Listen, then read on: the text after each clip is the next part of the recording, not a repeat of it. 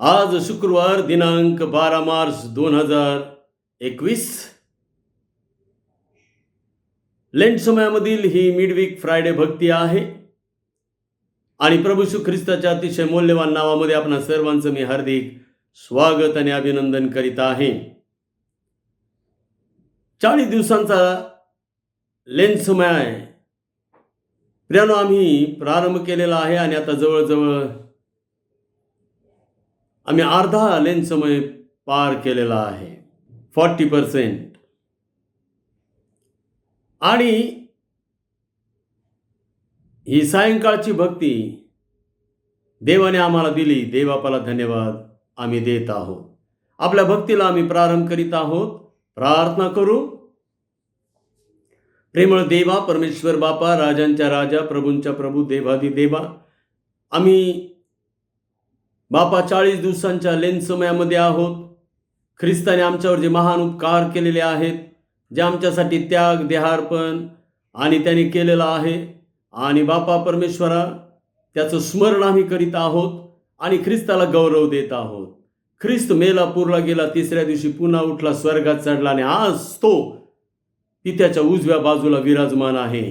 त्याने तेथून आपला पवित्र आत्मा आम्हाला दिलेला आहे, पाठवून दिलेला आहे, आणि तो पवित्र आत्मा आम्हाला सर्व प्रकारे शिकवित आहे आणि ख्रिस्ताचं दर्शन घडवित आहे. आज बापा नव्याने आम्हाला ख्रिस्ताचं दर्शन घडू दे आणि नव्याने आम्हाला बापा परमेश्वरा तुझ्या पवित्र आत्म्याच्या द्वारे जिवंत देवाची ओळख होऊ दे. आजची भक्ती आम्हाला आत्म्याने व खरेपणाने करता येऊ दे आणि म्हणून तू आम्हाला पवित्र आत्म्याने परिपूर्ण कर. आलेल्या सर्व भक्तांना तू आशीर्वादित कर आणि प्रभू स्तोत्रे, गीते, आध्यात्मिक प्रबंध म्हणत असताना तू गौरवीला जाऊन उंचविला जा. धन्यता आणणारा प्रेमळ प्रिय प्रभू श्री ख्रिस्त त्याच्या नावाने मागतो, म्हणतो की आमचे स्वर्गीय बापा, आमेन. देवी बापाच्या उपकार स्तुतीसाठी यावेळेला आपण सर्वजण उभे राहून गीत गाणार आहोत. आणि उपासना संगीत गीत क्रमांक 82, अपमानाप्रद खांबावरती खिळली अद्भुत पवित्र प्रीती. गीत क्रमांक 82. अपमानाप्रद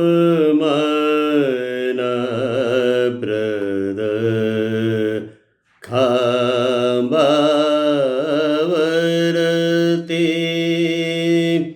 खेळले अद्भुत पवित्र प्रेते, माझ्यासाठी टप टप गळती बिंदूर धीराचे.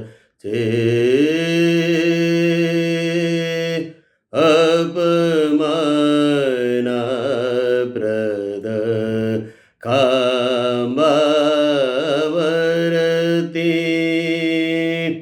माझ्या देवा आक्रंदेती सृष्टी अवघी थर तर होते, पर्वत सारे कंपा घेते, व्यस्तपणा मी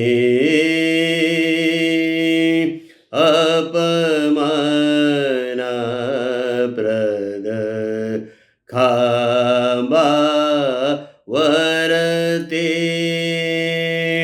पूर्ण जहाले ऐसे वदती,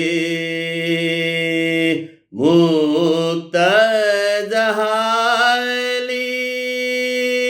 ही नर जाती, शिरलवोनी प्राणा देती, पतितांसाठी हे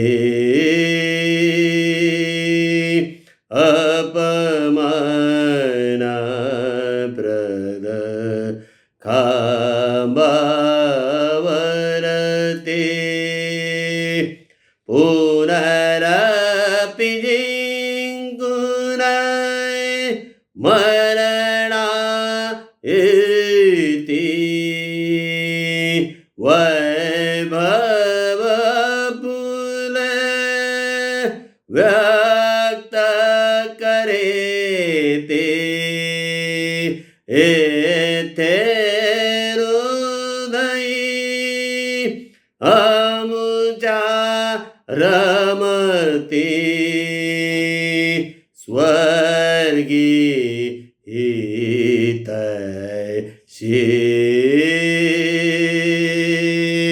अपमान प्रद खांबा वरती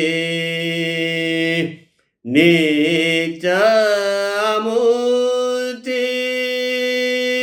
बुद्धि कोती अनुपम निर्मळ मधुतर प्रीती सदा वादवे तिच्या पुढती मूक चिरहावे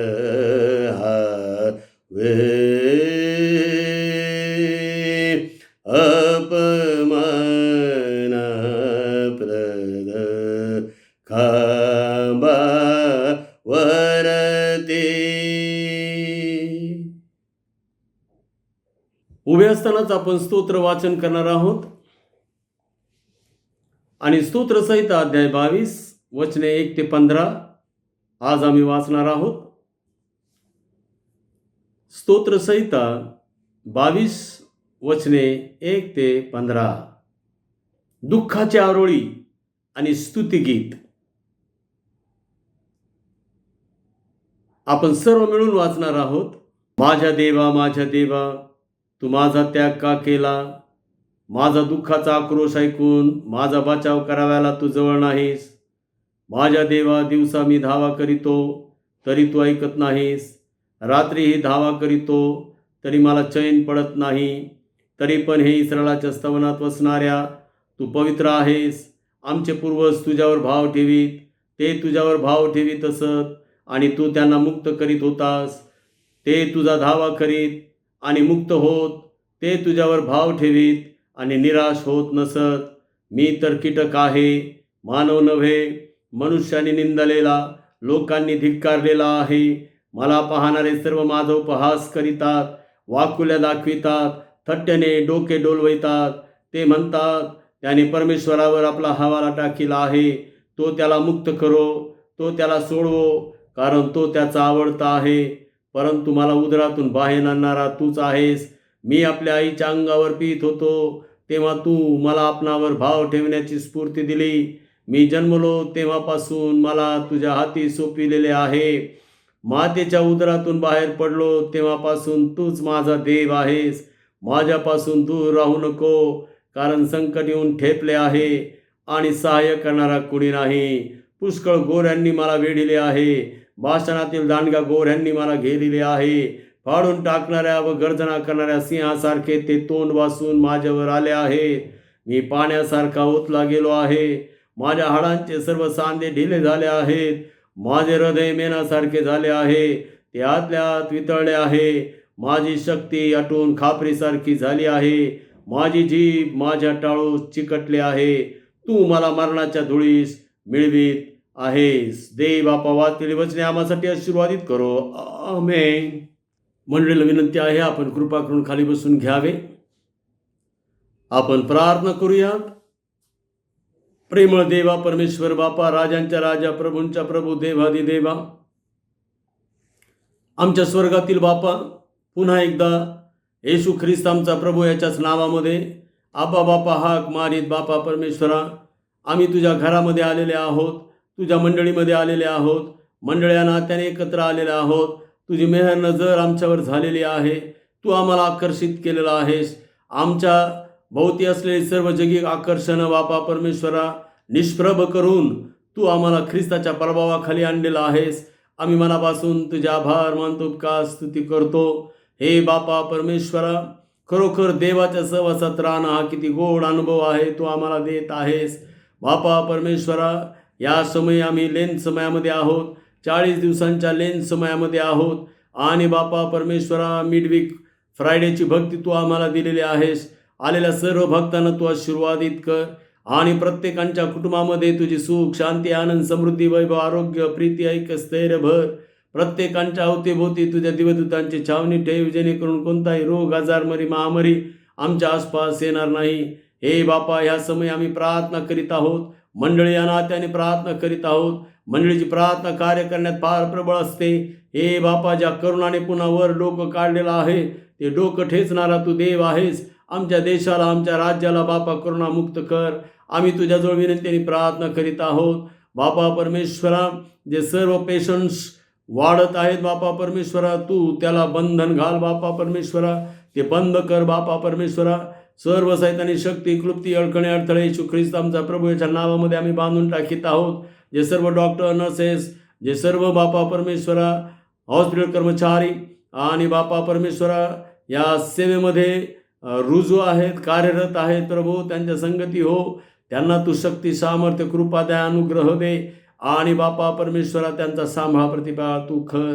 बापा परमेश्वरा, या कोविड-19साठी आम्ही तुझ्याजवळ मागत आहोत की बापा परमेश्वरा, हा जो बापा सर्व हा रोगाचा प्रकार आहे, हा बापा परमेश्वरा तू घालवणारा देव आहेस. तूच यावर नियंत्रण ठेवणारा देव आहेस. तूच बापा परमेश्वरा आम्हाला या कोविड-19 पासून मुक्त करणारा देव आहे, असा विश्वास आम्ही धरतो. आणि बापा परमेश्वरा, तुझ्या विश्वासाने तुला प्राप्त झाले आहे बापा, हे तुझं अभिवचन स्वीकारतो.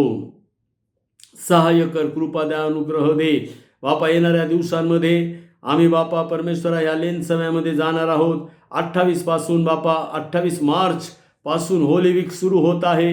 आणि त्या होली वीकमध्ये बापा परमेश्वरा आम्ही 28 तारखेला धावड्यांचा रविवार बापा ही उपासना करणार आहोत. त्यानंतर बापा परमेश्वरा आम्ही मौंदी गुरुवार आणि उत्तम शुक्रवार आणि बापा परमेश्वरा पुनरुत्थान दिन देखील साजरा करणार आहोत. तो आमच्या संगती हो आणि आमच्या मनाचं, आमच्या जीवाचं, आमच्या आत्म्याचं पुनर्जीवन कर बापा. आम्हाला समर्पित जीवन दे, ख्रिस्तासाठी समर्पण दे. आम्ही तुझ्याजवळ मागत आहोत. सहाय्य, कृपा द्या, अनुग्रह दे.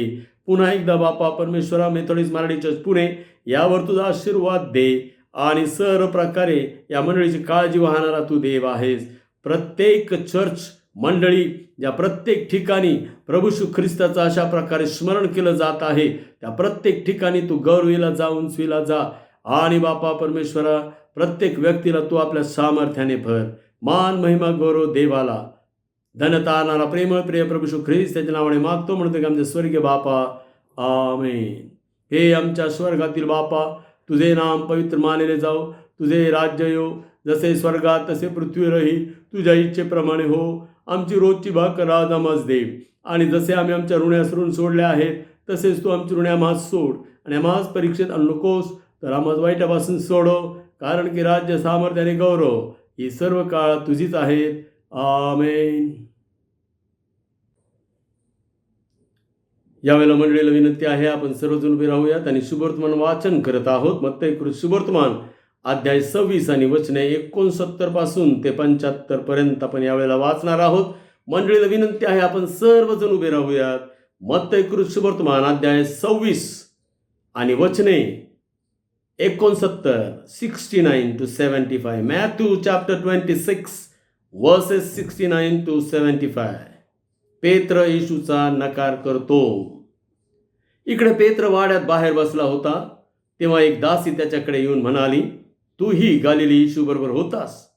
तो सर्वांच्या समोर नाकारून म्हणाला, तू काय म्हणतेस ते मला ठाऊक नाही. मग तो बाहेर देवडीवर गेल्यावर दुसऱ्याने त्याला पाहून ते त्या लोकास म्हटले, हा नासूर येशू बरोबर होता. पुन्हा तो शपथ वाहून नाकारून म्हणाला, मी त्या मनुष्याला ओळखत नाही.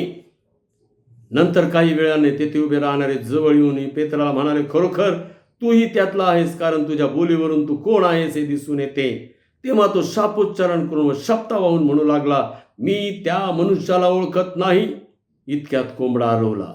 तेव्हा कोंबडा हरवण्यापूर्वी 3 वेळा तुम्हाला नाकारशील असे जे येशूने पेत्राला सांगितले होते ते त्याला आठवले आणि तो बाहेर जाऊन मोठ्या दुःखाने रडला. हे देवाचं शुभवर्तमान आहे. देव बापा वाचलेली वचने आम्हासाठी आशीर्वादित करो. आमेन. मंडळीला विनंती आहे, आपण सर्वजण खाली बसून घेऊयात आणि आम्ही देवाच्या संदेशाकडे जात आहोत. देव बापाला धन्यवाद असो. प्रियांनो, पुन्हा एकदा देव बापाने आम्हाला लेंट समयामधील ही मिडवीक फ्रायडे भक्ती दिलेली आहे आणि आज 12 मार्च 2021 आणि लेंट समयाच्या जवळजवळ आपण मध्यावर येऊन पोहोचलेलो आहोत. या मिडवीकसाठी आपला जो विषय आहे तो आहे वधस्तंभधारी प्रभू येशू ख्रिस्त. आणि आम्ही राखेच्या बुधवारी पाहिलं की राख होणे म्हणजे वधस्तंभधारी होणे. आणि प्रियांनो, वधस्तंभ म्हणजेच देवाची इच्छा पूर्ण करणे. आणि देवाची इच्छा पूर्ण करण्यासाठी आपल्या इच्छांना राख करणे, माती मोल करणे. आमच्या डोळ्यापुढे आम्ही जे प्रतीक वचन ठेवलेलं आहे, पहिले करीन 1:23, आम्ही तर वधस्तंभावर खिळलेला ख्रिस्त गाजवितो. आणि ख्रिस्त गाजविणे, वधस्तंभावर खिळलेला ख्रिस्त गाजविणे याचा अर्थ समजून घेत असताना आम्ही ख्रिस्ताचे 7 वधस्तंभ आमच्या डोळ्यापुढे ठेवलेले आहेत. आणि ह्यावरून आम्ही पाहत आहोत की ख्रिस्ताचा वधस्तंभ गाजविणे म्हणजे काय. याचाच अर्थ आम्ही आपला वधस्तंभ उचलून घेऊन ख्रिस्ताला अनुसरणे. ज्या ज्या प्रकारचा वधस्तंभ ख्रिस्ताने अनुसरलेला आहे त्या त्या प्रकारचा वधस्तंभ आम्ही देखील उचलणे आणि ख्रिस्ताला अनुसरणे हे ख्रिस्त अपेक्षित करीत आहे. ख्रिस्ती जीवन हे वधस्तंभावरचे जीवन आहे.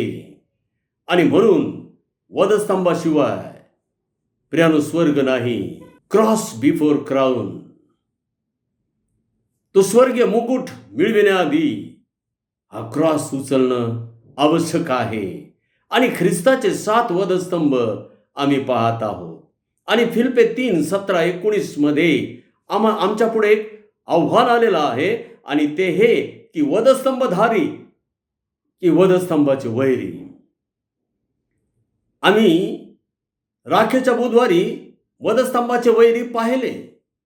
आता आम्ही वधस्तंभधारी म्हणजे काय हे पाहत आहोत. आणि त्यामध्ये आम्ही आमचा वधस्तंभ पाहिला की ख्रिस्ताला जन्म घेण्यासाठी बेथलेहमकरांनी योग्य जागा दिली नाही, त्याला गायीचा गोठा दाखवला. या ख्रिस्ती जीवन जगत असताना कदाचित आम्हाला योग्य आमची जागा मिळणार नाही. प्रियांनो, त्यावेळेला अस्वस्थ होऊ नका, तडफडू नका, तगमगू नका, चिडू नका किंवा कुठल्याही प्रकारे त्रागा करून घेऊ नका. फक्त म्हणा, हा तर माझा वधस्तंभ आहे. कदाचित शब्दात, भावनेत, कृतीत योग्य जागा लोक देणार नाहीत. घरात किंवा चर्चमध्ये, समाजात, कामावर आम्हाला योग्य जागा मिळणार नाही. तेव्हा निश्चित समजा हा माझा वधस्तंभ आहे. आणि ख्रिस्ताला आठवण करा, स्मरण करा. आणि प्रियांनो, आम्हाला एक पाहायला मिळतं, ख्रिस्त जरी वधस्तंभावर मरण पावला तरी 3ऱ्या दिवशीच तो पुन्हा उठला. आणि हेच विजयी शुभवर्तमान आहे. जरी वधस्तंभ आला तरी तो काही दिवसांसाठी असणार आहे. प्रियांनो, आम्ही त्यावर विजय मिळवणार आहोत. ती योग्य जागा न मिळणे हा जो वधस्तंभ आहे तो कायमचा असेल असं नव्हे. पुनरुत्थान होणार आणि देव आम्हाला योग्य प्रकारे सर्व जागा देणार हे निश्चित आहे. प्रियांनो, त्यानंतर आम्ही दुसरा वधस्तंभ पाहिला आणि तो 26 तारखेच्या शुक्रवारी आम्ही पाहिला. आणि ख्रिस्ताचे भाऊ देखील त्याच्यावर विश्वास ठेवित नव्हते. योहान 7:5. प्रियानो, आमच्या घरात आमचे प्रियजन, आमचे नातेवाईक, आमच्या पाचारणावर, ख्रिस्तासाठी असलेल्या आमच्या समर्पणावर,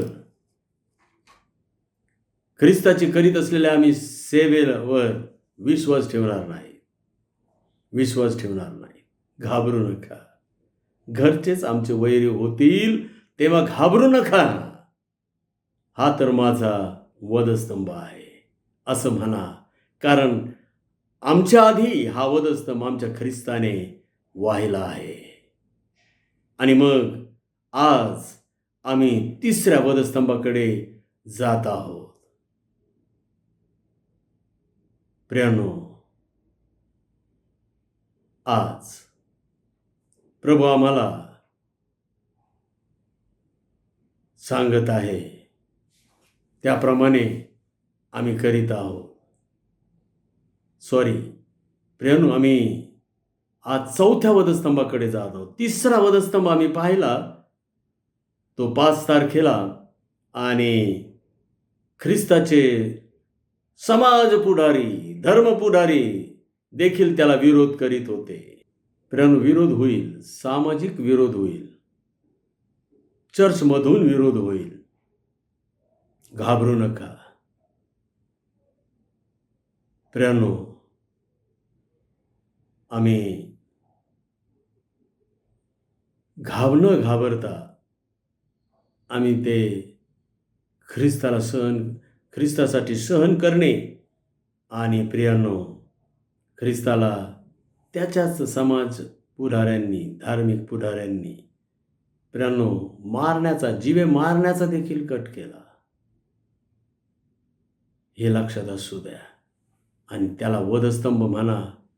सर्व काही नीटनेटकं होईल. आज आम्ही चौथा वधस्तंभ पाहत आहोत, आणि तो आहे त्याच्या एका आद्य प्रेषिताने, त्याच्या जवळच्या प्रेषिताने, विश्वासू प्रेषिताने म्हणजे शिमोन पेत्राने त्याचा 3 वेळा नकार केला. आपल्याच माणसाने आपला नकार करणे फार क्लेशकारक, पीडादायक असतं. प्रियानो, 3.5 वर्ष हा प्रेषित त्याच्याबरोबर होता. त्याच्यासाठी फार धैर्याच्या गोष्टी केल्या, काही आव्हानात्मक गोष्टी केल्या, त्याच्या दैहिक आवेशाने पण काही गोष्टी केल्या. पण प्रभू येशू ख्रिस्ताने हे सर्व पाहिलं. प्रभू येशू ख्रिस्तासाठी तो आवेश होता. प्रभू येशू ख्रिस्तावरची त्याची ती असीम निस्सीम प्रीती होती, आणि ख्रिस्तासाठी काहीही वाटेल ते करायला तो तयार असायचा. पण आत्मा उत्सुक आहे, देह अशक्त आहे. देहाने करायला जाल तर ख्रिस्तासाठी काहीच करता येणार नाही. उलट ख्रिस्ताला प्रश्न, समस्या, अडचणीच निर्माण होतील. पण आत्म्याने करायला जाल तर प्रियानो, आत्म्याचं सामर्थ्य फार मोठं आहे. आणि म्हणून आत्म्याने व खरेपणाने आम्ही उपासना करायची, त्याचप्रमाणे ख्रिस्तासाठी प्रत्येक काम देखील करायचं. आणि मत्ती 26 आणि 69 ते 75 ही वचने आम्ही वाचलेली आहेत, ऐकलेली आहेत. आणि त्यामध्ये त्या पेत्राने, शिमोन पेत्राने ख्रिस्ताचा 3 वेळेला नकार केलेला आहे. आणि पहिल्या वेळेला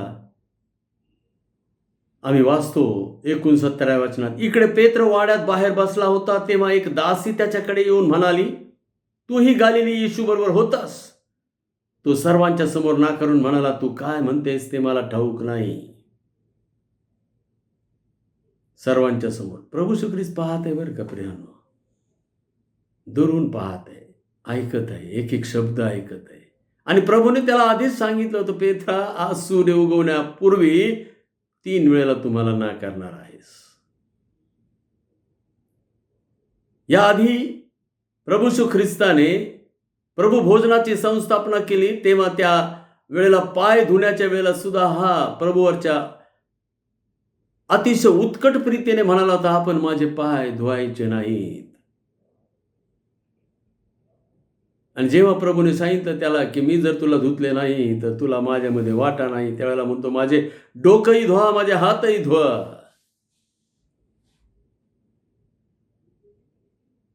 हा असा हा पेत्र. आणि प्रभूने त्याच वेळेला सांगितलं, तो जेव्हा प्रभूला म्हणाला, प्रभू सर्व सोडून जातील पण मी आपणाला सोडून, आपणासाठी मी मारायला देखील तयार होणार. आणि प्रभूने त्याला भाकीत करून सांगितले की तू 3 वेळेला मला नाकारशील, सूर्य उगवण्याच्या आधी 3 वेळेला नाकारशील. ज्ञानो, आपल्या कोणत्याही दैहिकतेचा तोरा प्रभू येशू ख्रिस्तापुढे दाखवू नका.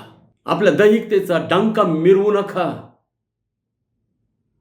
मी ख्रिस्तासाठी हे करील आणि ते करील आणि ते करील. लक्षात घ्या प्रियानो, देहाने करायला जाल तर काहीच होणार नाही, परंतु प्रभू तुझ्या इच्छेप्रमाणे होऊ दे, तुझ्या कृपेने होऊ दे, तुझी दया मला दे, हे रहस्य आहे.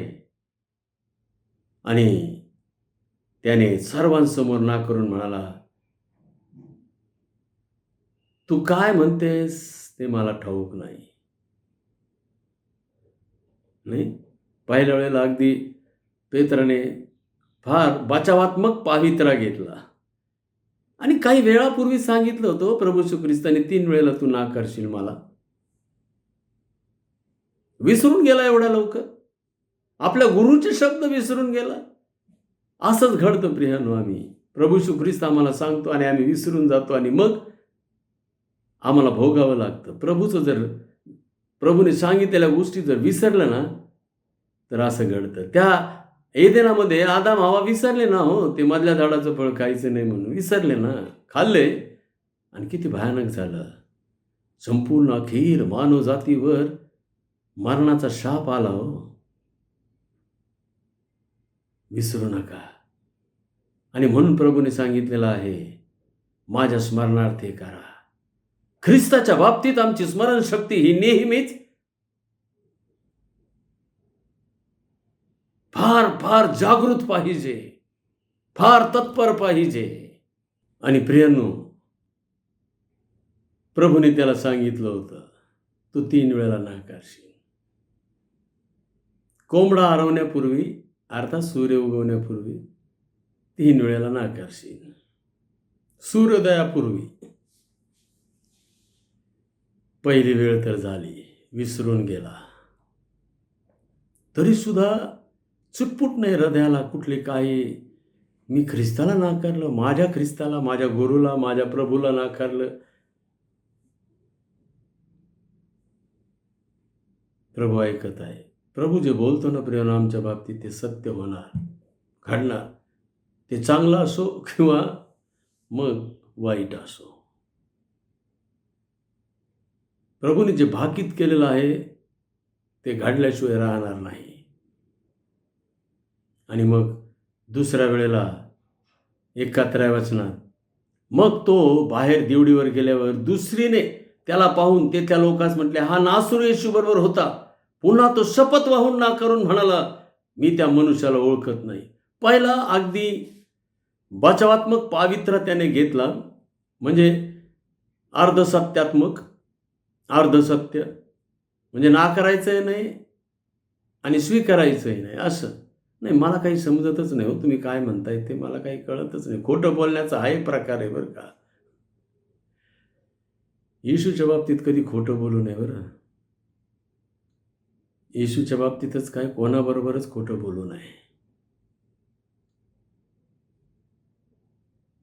भयंकर असतं प्रियानो ते. आणि मग दुसऱ्या वेळेला तो काय, त्याची स्टेप वाढली आणि मग तो काय म्हणाला, शपथ वाहून नाकारून म्हणाला, मी त्या मनुष्याला ओळखत नाही. बापरे, आता इथं फारच स्पष्ट केलं त्याने. ज्यावेळेला मनुष्याच्या जीवावर बेततं ना प्रियानो देवाच्या बाबतीमध्ये, तेव्हा मनुष्य स्वतःच्या जीवाला फार महत्त्व देतो. आणि प्रभू येशू ख्रिस्ताने यांना मत्त्याच्या 10व्या अध्यायात तेच सांगितलं होतं की जो माझ्यापेक्षा आपल्या जीवावर अधिक प्रीती करतो तो मला योग्य नाही. अरे जीवन मरण त्या ख्रिस्ताच्या हातात आहे, स्वाधीन आहे. त्याने आधीच सांगितलं होतं शरीराचा घात करतात त्यांना भिवू नका.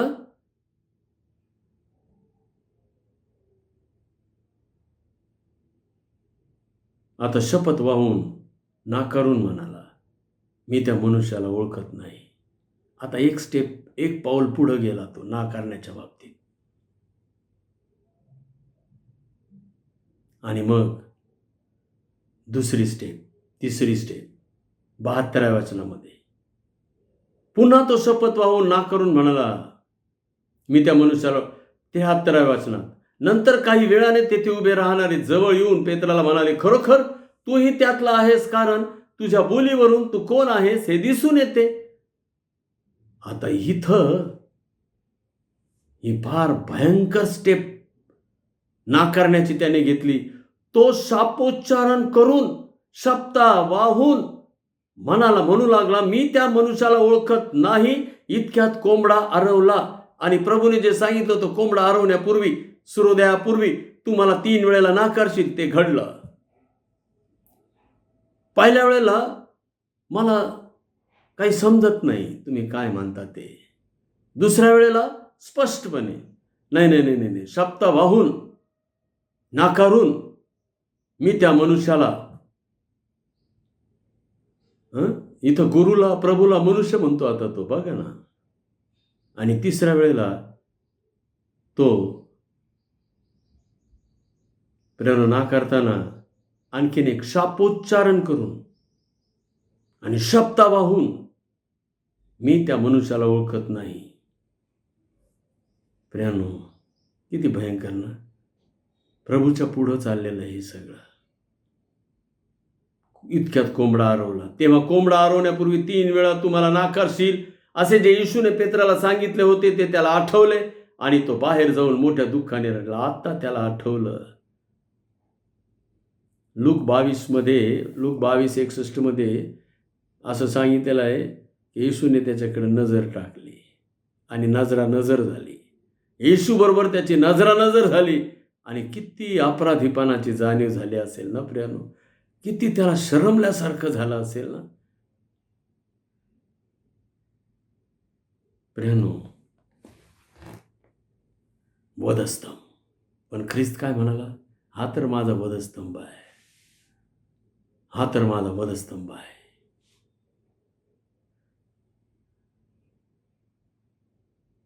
वधस्तंभ वाहण्यासाठीच तर तो आला होता. आणि वधस्तंभाशिवाय पुनरुत्थान नव्हतं. वधस्तंभाशिवाय त्याला स्वर्गात जाता येणार नव्हतं. वधस्तंभाशिवाय तुमचं आणि माझं तारणही नव्हतं. वधस्तंभाशिवाय त्याचं कार्य पूर्ण होणार नव्हतं.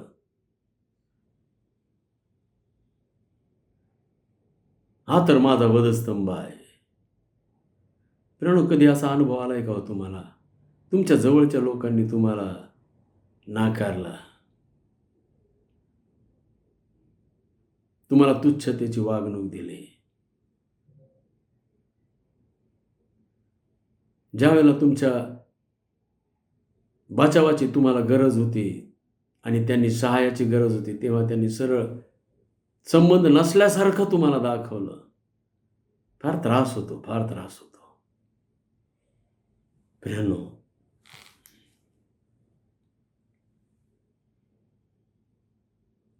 फारच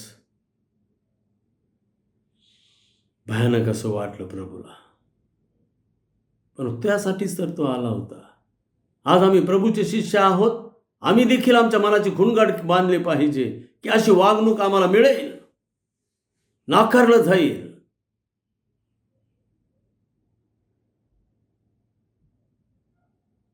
प्रियानो, मत्ते 10वा अध्याय, मत्ते 10 आणि 32 आणि 33 वचनामध्ये प्रभू येशू ख्रिस्त काय म्हणत आहे पहा. मत्ते 10 आणि 32 आणि 33 वचनामध्ये आम्ही वाचतो पहा. जो कोणी माणसासमोर मला पत्करील त्याला मीही आपल्या स्वर्गातील पित्यासमोर पत्करीन, पण जो कोणी माणसासमोर मला नाकारील त्याला मीही आपल्या स्वर्गातील पित्यासमोर नाकारीन. किती भयानक ना. माणसासमोर मला नाकारील. पेत्राने माणसासमोर नाकारलं. परंतु प्रियानो, प्रभूने आधी सांगून ठेवलं होतं. तुम्हाला माहिती आहे, पेत्राने नाकारलं ही घटना पवित्र आत्मा मिळण्याच्या आधीची होती. त्याला पवित्र आत्मा मिळालेला नव्हता.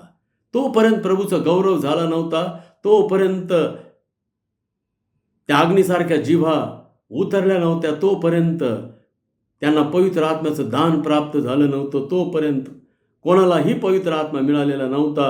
आणि प्रियानो, लक्षात घ्या, ज्यांना पवित्र आत्मा मिळालेला नाही ते सरळ माणसासमोर प्रभू येशू ख्रिस्ताचा नकार करू शकतात. आणि म्हणून पवित्र आत्मा हा फार महत्वाचा आहे. बोलणारे तुम्ही नाही तर बोलणारा माझा आत्मा आहे. बोलणारे तुम्ही नाही तर बोलणारा माझ्या पित्याचा आत्मा आहे.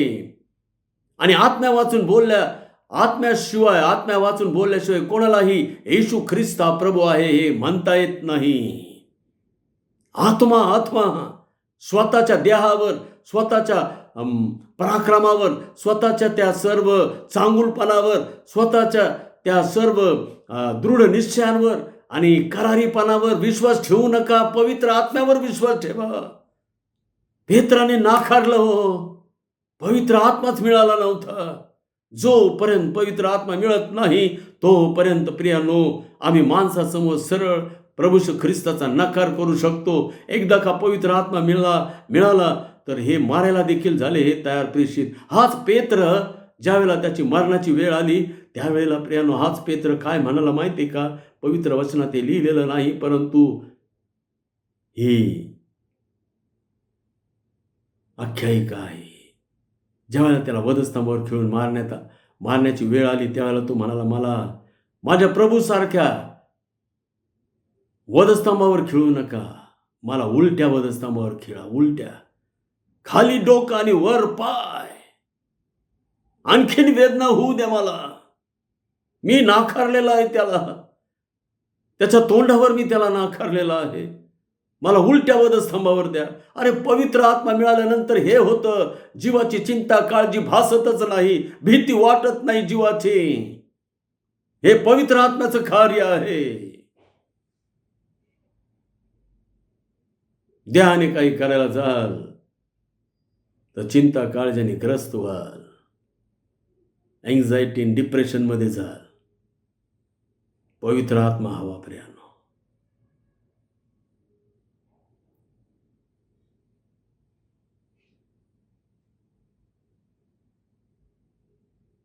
पवित्र आत्मा पेत्राने नाकारला, पण पवित्र आत्मा मिळाला नव्हता. आजही अनेक ख्रिस्ती लोक आहेत, ते ख्रिस्ती म्हणवतात, ख्रिस्ताचे शिष्य म्हणवतात, चर्च मेंबर म्हणवतात, त्यांचा बाप्तिस्मा झालेला आहे, दृढीकरण झालेलं आहे, प्रभुभोजन घेतात, दशमांश भरतात, अर्पणे देतात, प्रत्येक रविवारी चर्चला जातात, अतिशय नैतिक धार्मिक जीवन जगतात, परंतु ख्रिस्ताचा ते घडी नकार करत असतात.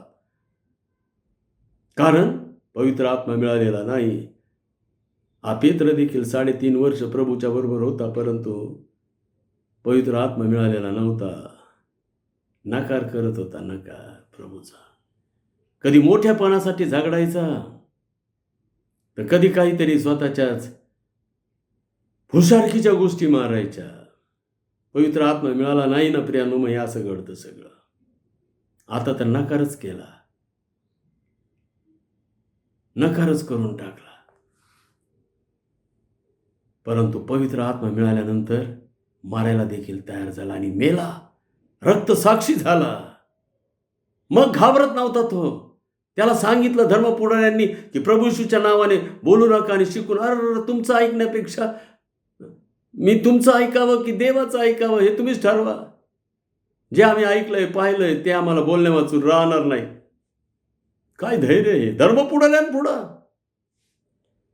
एका बारीकशा पोरी पुढं नाकारलं, काही त्या नौकरांपुढं, चौकीदारांपुढं नाकारलं, त्या वॉचमन पुढे नाकारलं, पण आता धर्मपुढाऱ्यांपुढे स्वीकारतोय. बघा, पवित्र आत्मा आला ना, हे धैर्य होतं प्रियानो, आम्ही प्रभू येशू ख्रिस्ताला स्वीकारलेलं पाहिजे. पवित्र आत्मा आल्याशिवाय हे होणार नाही. पवित्र आत्मा मिळाल्याशिवाय हे होणार नाही. आणि जेव्हा प्रेषितांचे कृत्य 2 अध्यायामध्ये त्यांना तो पवित्र आत्मा मिळाला, त्यावेळेला प्रियानो मग धैर्याने भरले. मग भाषण करू लागले. मग 3,000 लोक प्रभूकडे आले. मग 5,000 लोक प्रभूकडे आले. आणि हा मंडळीचा आधारस्तंभ बनला. एक वेळेला होता तो प्रभूचा नकार करणारा, परंतु आता आधारस्तंभ बनला. प्रियानो, पेत्र पवित्र आत्म्याने भरला. जो कोणी माणसासमोर मला पत्करेल त्याला मीही आपल्या स्वर्गातील पित्यासमोर पत्करीन. प्रियानो, आमच्या पुढे प्रश्न हा आहे,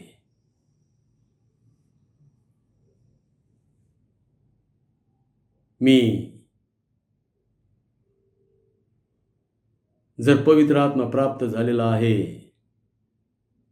तर माणसासमोर मी येशूला पत्करणार.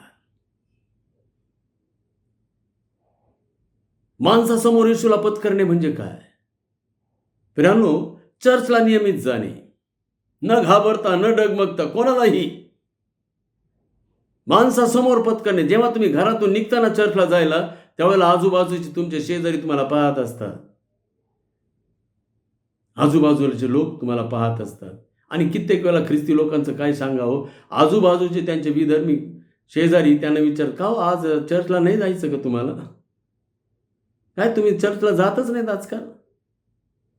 किती भयानक ना गोष्ट ख्रिस्ती लोकांसाठी. विधर्मी लोकांनी, आमच्या शेजाऱ्या पादऱ्यांनी आम्हाला विचारावं, चर्चला जात नाहीत तुम्ही? माणसांसमोर पत्करणे म्हणजे चर्चला जाणे प्रियानो, नियमित, न चुकता. आणि फक्त मी नव्हे, मी व माझे घराणे ही साक्ष आहे. हे पवित्र आत्म्याचं कार्य आहे. दुसरी गोष्ट, आपला सत्कृत्यांचा प्रकाश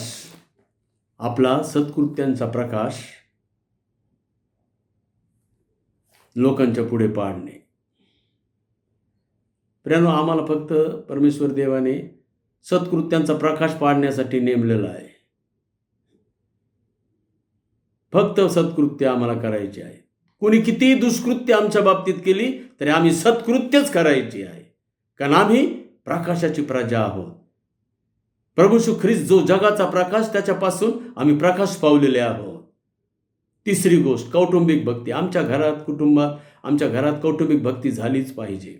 गीत गायलंच पाहिजे. लोक पाहतील. जेव्हा लोक तुमच्या कौटुंबिक भक्तीच्या वेळेला तुम्हाला म्हणतील ना, चला आपण थोडंसं इकडं जाऊन येऊ, तिकडं नाही, आता ही वेळ मला तुम्हाला देता येणार नाही, आता माझी कौटुंबिक भक्तीची वेळ आहे, त्यांना समजू द्या तुम्ही घरात कौटुंबिक भक्ती करता. जिवंत देवाची, प्रभू येशू ख्रिस्ताची माणसांसमोर हे पत्करणे आहे. त्यानंतर सहनशीलता. प्रियानो, सहन करणे माणसांसमोर पत्करणे आहे. इतर लोक तुमच्याशी दुष्टतेने वागतील, सहन करा. लोकांसमोर ज्या व्यक्तीचं तुम्ही सहन करत असताना प्रियानो, त्या व्यक्तीच्या पुढे तुम्ही ख्रिस्ताचा स्वीकार करीत असता. आणि मग पाचवी गोष्ट, नैतिक आचरण. आपलं आचरण नेहमी नैतिक ठेवायचं प्रियानो, एकदम पवित्र आचरण. नैतिक आचरण. कुणीही आमच्यावर कुठलाही दोषारोप लावता कामा नये. इतकं जीवन आम्ही आमचं शुद्ध आणि निर्मळ राखण्याचा प्रयत्न आम्ही पवित्र आत्म्याच्या सामर्थ्याने आम्ही करायचा. मग सुवार्ता सांगणे, ख्रिस्ताविषयी बोलणे. आम्ही पुष्कळांशी गप्पा मारतो आणि आम्हाला संधी पण मिळते प्रियानो त्यांच्याशी ख्रिस्ताविषयी बोलण्याची. आम्ही बोलतच नाहीत. याशी सुवार्ता होते प्रियानो. आणि नंतर सहाय्य करणे, एकमेकांना सहाय्य करणे. मदत करणे, त्यांची गरजवंतांची गरज भागविणे. प्रियानो, माणसांसमोर स्वीकारणे. कदाचित ते लोक तुमच्याशी शत्रुत्वाने वागले असतील, वैऱ्याप्रमाणे वागले असतील, तुमचं फार वाईट केलं असेल, परंतु अशा वेळेला सुद्धा तुम्ही त्यांचं सहाय्य करा, त्यांना मदत करा, धावून जा त्यांच्यासाठी. आणि मग पहा प्रियानो, तुम्ही ख्रिस्तासमोर, माणसासमोर तुम्ही ख्रिस्ताचा स्वीकार केला हे जाहीर होईल. आज आमचा हाच वधस्तंभ आहे प्रियानो, हाच वधस्तंभ आहे. बऱ्याने वाईटाने जिंकला जाऊ नकोस, हाच आमचा वधस्तंभ आहे. ख्रिस्ताचा स्वीकार माणसासमोर करणे हा आमचा वधस्तंभ आहे. न घाबरता, न डगमगता, कारण आम्हाला पवित्र आत्मा मिळालेला आहे. ते सामर्थ्य आमच्यामध्ये आहे. आणि जर पवित्र आत्मा मिळालेला नसेल, ते सामर्थ्य आमच्यामध्ये नसेल, आम्हाला ख्रिस्ताचा स्वीकार माणसासमोर करता येत नसेल, तर आम्ही कबूल केलं पाहिजे, अजूनही आम्हाला पवित्र आत्मा मिळाला नाही, याचाच अर्थ अजूनही आम्ही ख्रिस्तावर विश्वास ठेवलेला नाही. कारण विश्वासानेच तो पवित्र आत्मा प्राप्त होतो. आणि आम्ही प्रार्थना केली पाहिजे, पश्चाताप केला पाहिजे, प्रभूजवळ विनंती केली पाहिजे, प्रभू मला तो विश्वास दे अंतःकरणाचा, की जो मला पवित्र आत्मा प्राप्त करून देईल आणि मला माणसासमोर ख्रिस्ताचा स्वीकार करता येईल. प्रभूला धन्यवाद असो. आमेन. प्रार्थना करूयात. प्रेमळ देवा, परमेश्वर बापा, तू खुलं आव्हान केलेलं आहेस. ज्या कोणाला माझा शिष्य व्हायचं आहे त्याने आपला वधस्तंभ उचलावा आणि मला अनुसरावं. हे प्रभू श्री ख्रिस्ता, पवित्र आत्मा मिळाल्याशिवाय हे शक्य नाही. तू आम्हाला यासाठीच पवित्र आत्मा दिलास. आम्ही त्या पवित्र आत्म्याची दखल घ्यावी असं होऊ दे. आणि आज आम्हाला जो वधस्तंभ तू सांगितलेला आहेस तो आम्हाला उचल दे. माणसांसमोर ख्रिस्ताचा स्वीकार करणे, न घाबरता, न डगमगता, हा आमचा वधस्तंभ आम्हाला उचलता येऊ दे बापा. सहाय्यक धन्यता आणारा प्रेमळ प्रिय प्रभू श्री ख्रिस्त याच्या नावाने मागतो, म्हणतो की आमच्या स्वर्गीय बापा. आमेन. यावेळेला आपण दानार्पणाकडे जात आहोत. दानार्पण देण्यापूर्वी आपण प्रार्थना करीत आहोत. प्रेमळ देवा, परमेश्वर बापा, राजांच्या राजा, प्रभूंच्या प्रभू, देवादी देवा, पुन्हा एकदा आम्ही आमचा आत्मा, जीव, शरीर तुझ्या स्वाधीन करीत आहोत. आणि प्रभू, तुला आमच्या उत्पन्नाचं पहिलं दान तुला अर्पण करीत आहोत. तू जो आमच्यासाठी त्याग केलेला आहेस बापा, त्यापुढे हा आमचा त्याग काहीच नाही, हेही आम्हाला माहिती आहे. हे बापा परमेश्वरा, आज मंडळी जे दान देणार आहे ते स्वीकारून घे बापा. संतोषाने मंडळी देणार आहे बापा परमेश्वरा. तू प्रत्येकाला पाहत आहे. आमच्या अंतःकरणाला स्फूर्ती दे. आम्ही देवाला देत असताना आम्हाला संतोष दे. सहाय्यक धन्यता आणारा प्रेमळ प्रिय प्रभू श्री ख्रिस्त नावाने मागतो, म्हणतो की आमच्या स्वर्गीय बापा. आमेन. मी एक कोरस यावेळेला गात आहे आणि गीत होत असताना आपण आपलं दान प्रभूला अर्पण करूया. कल्वरी परेशु मुवा, कल्वरी परेशु मुवा, कल्वरी परेशु मुवा, कल्वरी परेशु मुवा. वह जीवन का सोता बहा, वह जीवन का सोता निकला, वह जीवन का सोता बहा, वह जीवन का सोता निकला. पापी प्यास तू अपनी बुझा, पापी प्यास तू अपनी बुझा. कल्वरी परेशु मुवा, कल्वरी परेशु मुवा. उसके पंजर में भाला छीदा, उसके हाथों में कीले ठुके, उसके पंजर में बाला चिदाए, उसके हाथों में कीले दुखे, उसने क्या ज्ञान दुख सहा, उसने क्या ज्ञान दुख सहा, कलवरी पर येशू मुआ, कलवरी पर येशू मुआ. दानावर आशीर्वाद मागूयात. प्रेमळ देवा परमेश्वर बापा, पुन्हा एकदा बापा आम्हाला उपकार स्तुतीचं दान देता आलेलं आहे. हा भावरूपी यज्ञ तुला सादर करता आलेला आहे. पुन्हा एकदा आम्हाला आज्ञापालन करता आलेला आहे. द्या म्हणजे तुम्हाला दिले जाईल. पुन्हा एकदा आम्हाला अभिवचन मिळालेलं आहे. संतोषाने देणारा देवाला आवडतो. हे बापा, जगात आम्ही सर्वांना देतो, परंतु देवाला देणं हे किती महत्वाचं हे तू आम्हाला सांगितलेलं आहेस. कारण देवापासूनच आम्हाला सर्व काही प्राप्त होते आणि आम्ही देवापासून प्राप्त झालेलं आमच्या देवाला द्यावं ही तुझी आम्हाला आज्ञा आहे. हे बापा, सर्व दान तू शुद्ध आणि पवित्र कर आणि तुझ्या पवित्र कार्यासाठी उपयोग होऊ दे. ज्यांनी दिलेलं आहे त्यांना शतपटीने देणारा, बरकतीचा आशीर्वाद देणारा तू देव आहेस. प्रभू, पुन्हा एकदा आजच्या भक्तीबद्दल आम्ही तुझे आभार मानतो आणि उपकार स्तुती करतो. धनता आणणारा प्रेमळ प्रिय प्रभू येशू ख्रिस्त त्याच्या नावाने मागतो म्हणून ते आमचे स्वर्गीय बापा, आमेन. आपण देवबापाचा आशीर्वाद मागूयात. आणि आता मेंढरांचा महान मेंढपाळ आपला प्रभू येशू ख्रिस्त याची कृपा, देवबापाची प्रीती, पवित्र आत्म्याची सहभागिता आम्हा सर्वांबरोबर येथून पुढे आमचा प्रभू येशू ख्रिस्ती पर्यंत सदा सर्व काळ असो. आमेन. मंगला हे प्रेमला स्तवने अर्पितो तुला, तव पदी दे आसरा आम्हाला विश्वंभरा. जाताना घरी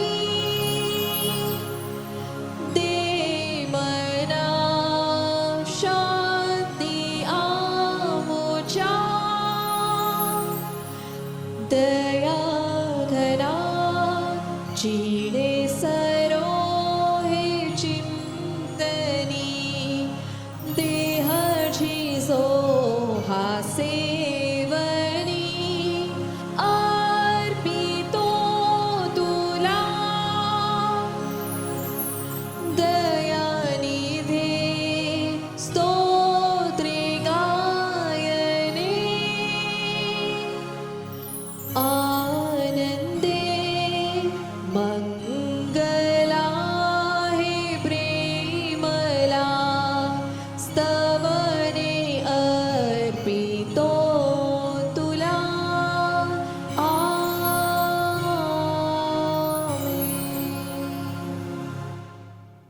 शालोम. देवाची शांती आम्हा सर्वांबरोबर असो. आमेन.